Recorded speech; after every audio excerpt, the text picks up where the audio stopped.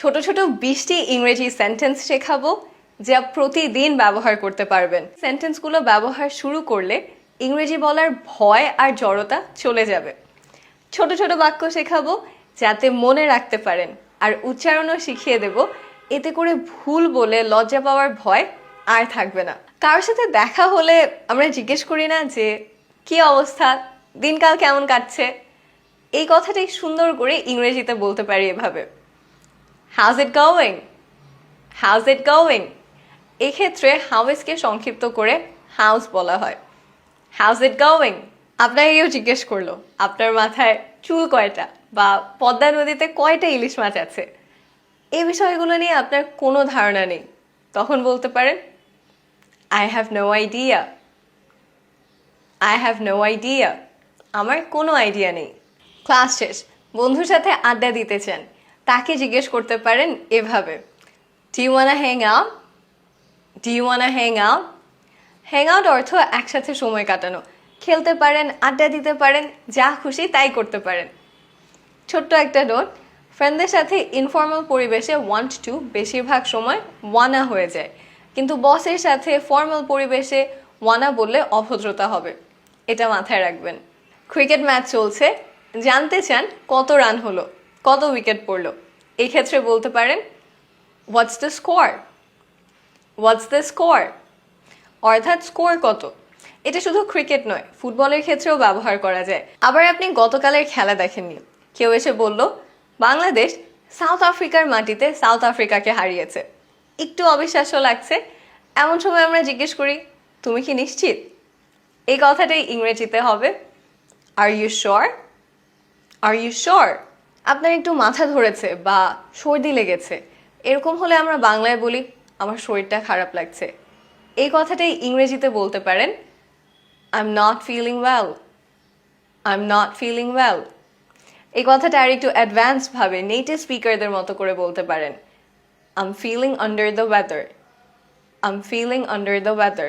বন্ধুদের সাথে আড্ডা দিচ্ছেন বা একটা মিটিংয়ে আছেন, এমন সময় আপনার একটা জরুরি ফোন আসলো, ধরতেই হবে, তখন excuse me I have to take this, excuse me I have to take this. অর্থাৎ আমার এই ফোনটা ধরতেই হবে। আমরা বাংলায় বলি না তোমার অনেক সময় নিয়ে ফেললাম, তোমাকে এখন ছাড়া উচিত।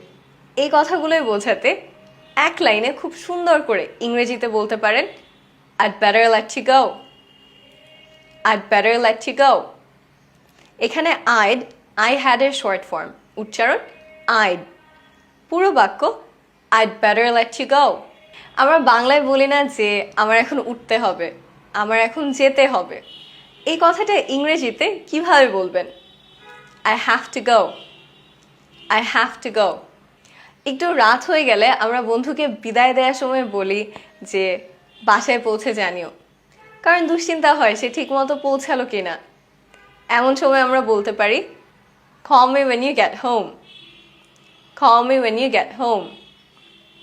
অর্থাৎ বাসায় পৌঁছে একটা ফোন দিয়ে জানিও। আবার মনে হলো বন্ধুর জন্য ফোন দেওয়া হয়তো ঝামেলা হতে পারে, একটা মেসেজ পাঠানো হয়তো সহজ হবে, তখন text me when you get home, text me when you get home।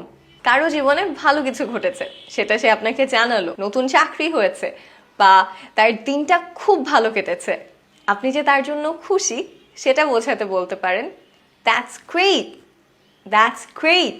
এখন কেউ তার জীবনের কষ্টের কোনো সংবাদ আপনাকে জানালো, বস খারাপ ব্যবহার করেছে, আপনি যে তার জন্য দুঃখিত সেটা প্রকাশ করতে বলতে পারেন দ্যাটস টেরিবল। টেরিবল শব্দের অর্থ খুব খারাপ, দ্যাটস টেরিবল। রাস্তায় অনেক জ্যাম ছিল তাই পৌঁছাতে দেরি হয়ে গেছে, এরকম সময় আমরা সাধারণত বলি সরি জ্যামে আটকা পড়েছিলাম।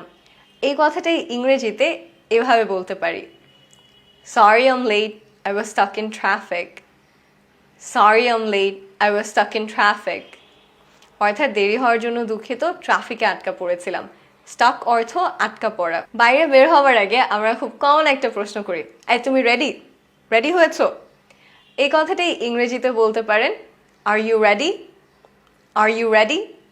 আপনার বন্ধু রেডি এবং তাকে দেখতে সুন্দর লাগছে, সুন্দর একটা শার্ট বা জামা পরেছে বা খুব কুল হেয়ার কাট দিয়েছে, তখন বলতে পারেন you look great, you look great, তোমাকে অনেক সুন্দর লাগছে। আপনার বন্ধু ফোন দিয়ে জিজ্ঞেস করছে আপনি রওনা দিয়েছেন কিনা। আপনি যে রওনা দিয়েছেন এই কথাটা ইংরেজিতে বলতে পারেন এভাবে, I'm on my way. I'm on my way. অর্থাৎ আমি রওনা দিয়েছি। এখন যদি এমন হয় যে আপনার পৌঁছাতে আর 2 মিনিট লাগবে, অর্থাৎ প্রায় পৌঁছে গেছেন, তখন এই কথাটাই স্মার্টলি ইংরেজিতে বলতে পারেন এভাবে, I'm almost there. I'm almost there.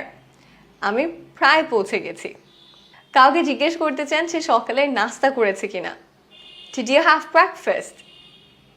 Did you have breakfast? Lunch বা ডিনার করেছে কিনা জিজ্ঞেস করতে হলে Did you have lunch? Did you have dinner?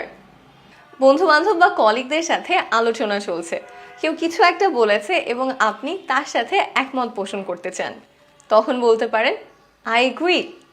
I agree. আমি একমত।